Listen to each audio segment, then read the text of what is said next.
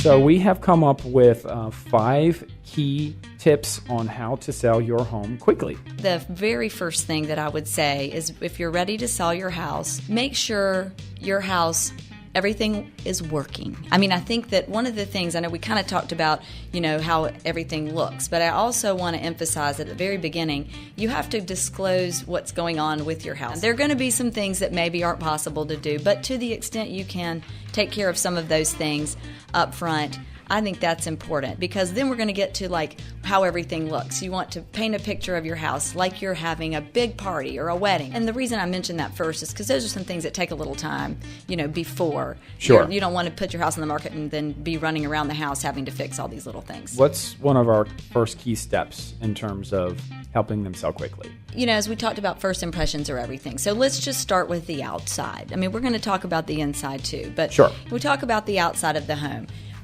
To the extent that you can present a beautiful picture of your home when somebody drives up, I think that's going to make a big difference, because buyers do a lot of driving around. They want to, they really care about curb appeal. So to the extent that you can make some improvements in that area, that's very important. Things that people see right when they walk up. If it looks good on the outside, if it looks like it's maintained on the outside, they're going to have more confidence about the inside of your home. Let's talk about what tip 2 is in terms of getting your house ready to sell quickly. When you walk into a home, obviously you need to be able to envision it being your home.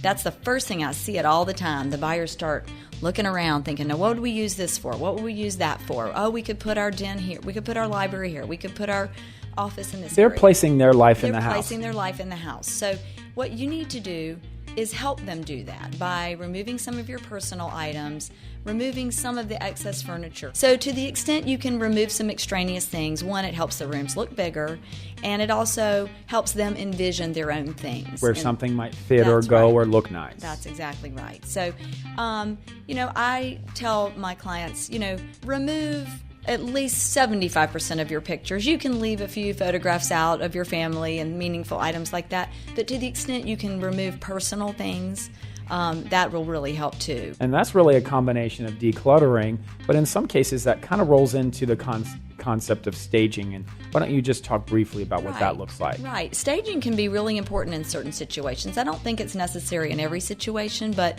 there are going to be some homes that do need to be staged. If sometimes a vacant home, it really helps to stage that, because people can't really envision necessarily it's like what it's too gonna bare. look like. It's just a little bit too bare. Especially if you have a little bit of an odd floor plan, which you do see sometimes, and people can't envision, what's that room for? Or what would I do with that room? So to the extent you have an odd floor plan, I think it can also be important. I think people can stage a little on their own, really, if you are willing to go ahead and pre-pack some of your items. You're going to pack your books. You're going to get rid of some books. You're going to do that. If to the extent you can start to declutter and just put the boxes in the garage, or even rent a pod if you need to. Right. That can really help.